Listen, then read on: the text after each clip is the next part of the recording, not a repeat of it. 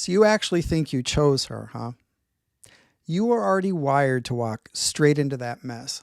And if you don't know why, you'll do it again. I know this because I've done it.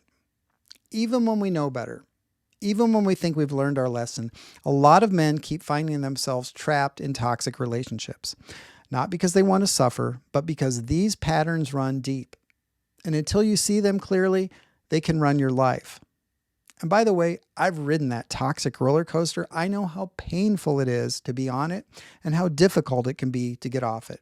And when you finally get the courage to leave, you ask yourself, how the hell did that happen? And why did I put up with all that disrespectful drama? I'm not stupid. I'm a logical guy. How did I get so duped? Welcome to the club. The reality is this can happen to anybody. But the more awareness we have, the less likely we are to repeat our mistakes. There are also risk factors that can make it more likely to happen, and that's what I'm going to talk about today. I'm going to cover 3 common risk factors that set men up for falling into toxic relationships and make it more difficult to leave. The more of these you have, the greater the risk. In this video, I'm focusing on behavior patterns and situations about us as men, not on red flags in women, although that's a great topic for a different video. Welcome, my name's Jeff. I also wanted to mention, just to encourage you to keep trying, if you're not in a good relationship, I'm now in a healthy, happy, and fun second marriage. It is possible to find love with a good woman who doesn't like drama either. So the first risk factor for getting into a toxic relationship is what's often called nice guy syndrome. If you're a people-pleasing nice guy, then you believe that being good, agreeable, and selfless is how you earn love. That if you stay patient, kind, never rock the boat, people will love you and they'll stay. Your relationship will get better if you just keep trying harder. Most nice guys didn't invent this belief on their own. It usually starts in childhood, when love and approval were tied to being good, when honesty, anger, or simply having needs may have made people pull away. So they learned, if you want to be loved, you better not upset anyone. In relationships, nice guys work harder and harder to fix things. They avoid conflict. They tolerate bad behavior.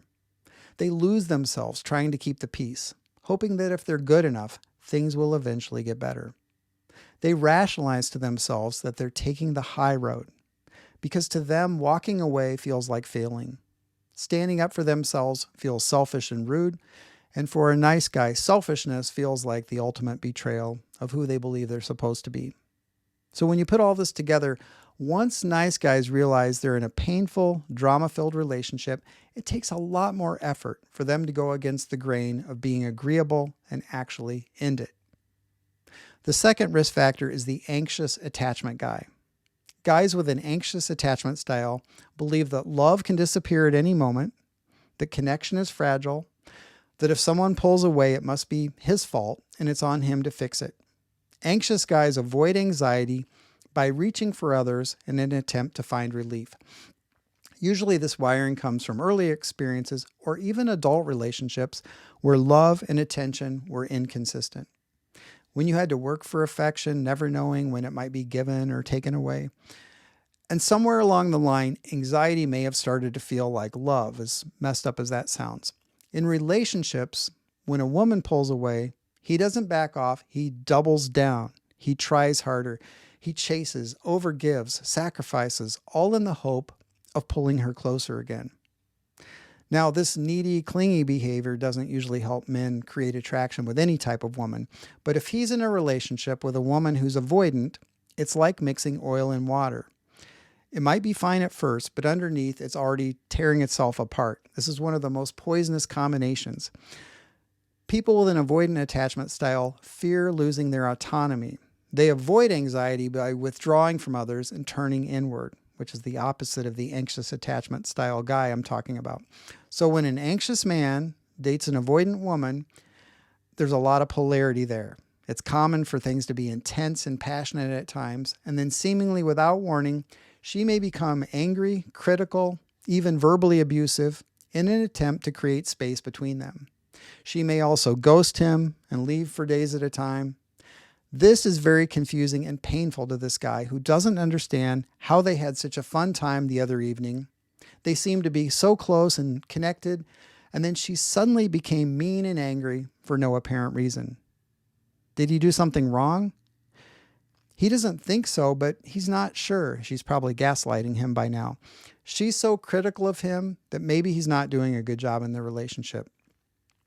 This emotional roller coaster, as painful as it is, becomes addictive. The anxiety, the panic, the brief relief when she reconnects.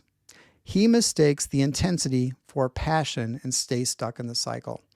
And by the way, if you see yourself in a pattern like this with a hot and cold woman, run fast and far. Get away from her. It's not your job to fix her, and it's very unlikely she's suddenly going to change her ways and become emotionally available and consistent. If you stay, you're allowing yourself to be treated unkindly, and you don't deserve that. There are much better women out there who are both fun and not into drama. And by the way, if you want to learn more about adult attachment styles, I'd highly recommend this book. It's very practical and interesting. It's not a textbook, called Attached by Amir Levine. It'll raise your self-awareness and fill in a lot of blanks for you about your relationships over the years. And if you're finding value in this video so far, it would really help the channel if you'd like the video and consider subscribing. I'd really appreciate it. Thank you. The third risk factor for getting into a toxic relationship is if you're the post-divorce or the rebound guy.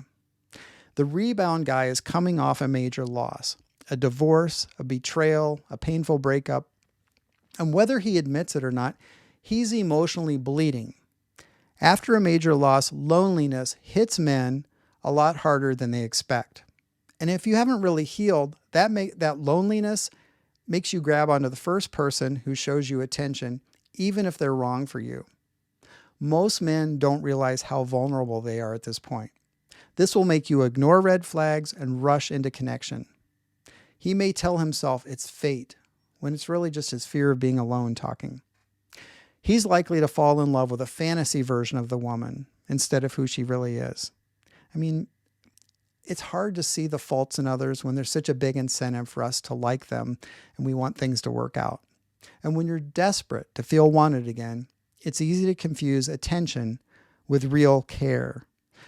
And when it comes to rebound relationships, one of the biggest risks are middle-aged guys who just went through the end of a long, loveless, sexless marriage. You spent years putting up with a situation you didn't deserve and that wasn't fair, and you truly are love-starved. You meet someone who may be the opposite of your ex-wife, someone who seems exciting, looks good, is interested in you, someone who actually wants sex. You may have had it with your marriage and be 100% done with it, but it doesn't mean you've really found your bearings yet. You're probably still emotionally beaten up from it all, and getting stronger and thinking clearly again is going to take time. It's just the reality. The reality is also that the weaker and more hurt you are when you meet someone, the harder it is to make healthy decisions about who you let into your life. And there's no shame in realizing that. It's just the truth. And the truth is what saves you. Awareness is what gives you the real chance to break the pattern and to choose something better next time. You don't have to keep chasing love that hurts. It's not supposed to. You don't have to keep proving yourself to people who are never going to value you. You can stop handing your life to people who don't deserve it. You can heal, get strong again, and create relationships based on strength, not survival.